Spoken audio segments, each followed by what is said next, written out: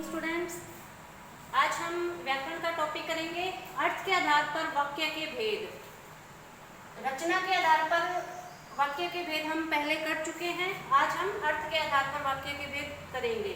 तो अर्थ के आधार पर वाक्य के कितने भेद होते हैं? 8। सबसे पहला भेद होता है विधानवाचक वाक्य।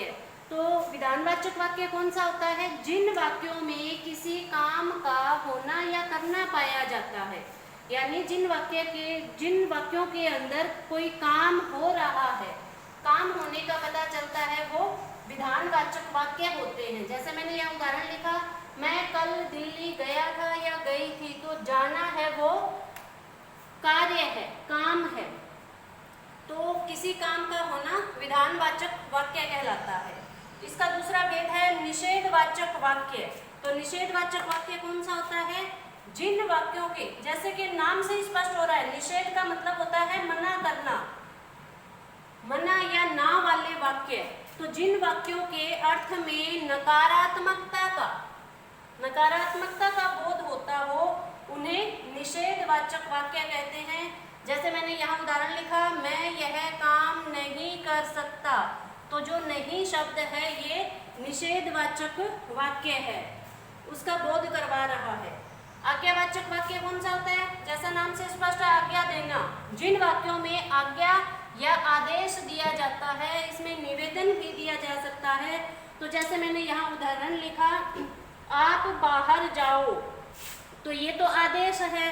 जैसे राम को पाठ पढ़ना चाहिए, ये एक निवेदन है। इसी तरह से आगे प्रश्नवाचक वाक्य। तो प्रश्नवाचक वाक्य में, जैसा इसके नाम से स्पष्ट हो रहा है, प्रश्न पूछा जाता है। जिन वाक्यों में प्रश्न पूछा जाए वो प्रश्नवाचक वाक्य कहलाते हैं। इनमें जो सबसे जरूरी बात ध्यान रखने वाली होती है, जब आप वाक्य लिख रहे हो, यानी जब आप प्रश्न पूछ रहे हो, उसके अंत में प्रश्नवाचक चिन्ह अवश्य होना चाहिए। तो यहाँ मैंने उदाहरण लिखा था कि आप क्या कर रहे हो। इसी तरह और भी बहुत सारे उदाहरण हो सकते हैं। क्या आप पढ़ना चाहते हैं? आप कहाँ गए थे? तो इस तरह के उदाहरण यहाँ प्रयोग किए जा सकते हैं। उसके बाद 5वां भेद मैंने लिखा इच्छावाचक वाक्य। तो इच्छावाचक वाक्य कौन सा होता है? कौन से होते हैं? जिन वाक्यों में किसी इच्छा या आशीर्वाद का बोध हो। जिन वाक्यों में या जिन वाक्यों को बोलते समय हम किसी के लिए इच्छा या कोई आशीर्वाद दे रहे होते हैं, उनमें इच्छावाचक वाक्य होते हैं, यानी वो इच्छावाचक वाक्य कहलाते हैं। जैसे कि आपकी यात्रा मंगलमय हो। यहाँ एक शुभ कामना है, यहाँ इच्छा जताई जा रही है, आशीर्वाद दिया जा रहा है कि आपकी यात्रा जो है वो मंगलमय हो। इसी तरह इसमें और उदाहरण लिख सकते हैं कि भगवान आपका भला करे। तो यहाँ पर इन वाक्यों के अंदर हम किसी के लिए आशीर्वाद या इच्छा के बारे में बात करते हैं। उसके बाद इसका अगला भेद हम लिखेंगे संदेहवाचक वाक्य। संदेहवाचक वाक्य, इसको दोनों तरह से लिखा जा सकता है।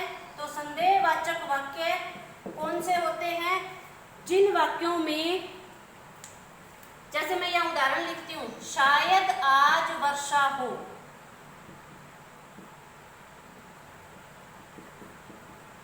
शायद आज वर्षा हो, संदेह है, हमें पूरा विश्वास नहीं है, संदेह है कि शायद आज ऐसा हो। तो ये कौन से होते हैं?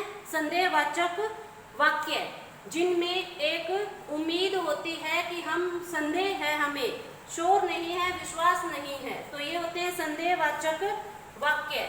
उसके बाद संकेतवाचक वाक्य।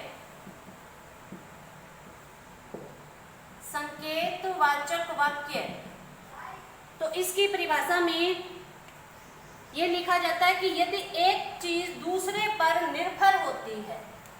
संकेतवाचक में एक बात दूसरे पर निर्भर होती है। जैसे मैं उदाहरण लिखूं, यदि वर्षा होती, यदि वर्षा होती तो फसल अच्छी होती। तो फसल अच्छी होती।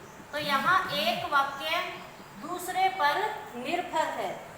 फसल कब अच्छी होती? यदि वर्षा होती। उसके बाद आठवां और इसका अंतिम भेद है विस्मयादि बोधक। विस्मयादि बोधक वाक्य।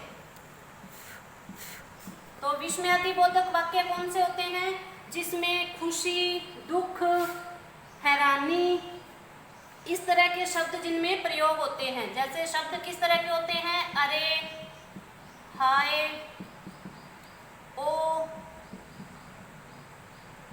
वाह, इस तरह के शब्द जहां प्रयोग होते हैं। तो अगर हम एक वाक्य लिखें, वाह कितना सुंदर दृश्य है, वाह कितना सुंदर दृश्य है, तो ये कौन सा वाक्य है? ये विस्मयादि बोधक वाक्य है, क्योंकि इसमें विस्मयादि बोधक शब्दों का प्रयोग हुआ है। तो इस तरह से बच्चे ये अर्थ के आधार पर वाक्य के भेद थे। 8 भेद होते हैं। उम्मीद है कि आपको समझ आ गए होंगे। इनको अच्छी तरह से समझना और इनके उदाहरण करने की कोशिश करना। Thank you.